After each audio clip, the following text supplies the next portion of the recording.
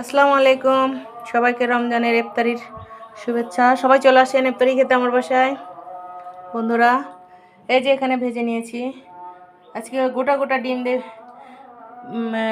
ডিমের চপ বানিয়েছি, বেগুনি বানিয়েছি, আর এখানে নিয়েছি পেঁয়াজু,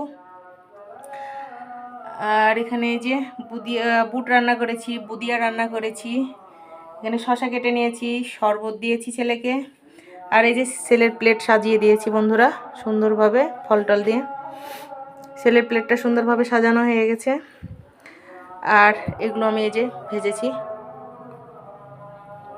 এই হচ্ছে আজকে আমাদের ইফতারির খাওয়া দাওয়া।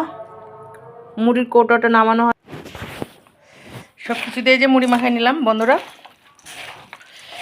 সারা বছর আমরা মুড়ি খেলেও এই রমজানের দিনে যে মুড়িটা আমরা ইফতারির সময় মাখাই, এটা খুবই ভালো লাগে খেতে। সব কিছু দিয়ে মাখাই, খুবই মজা।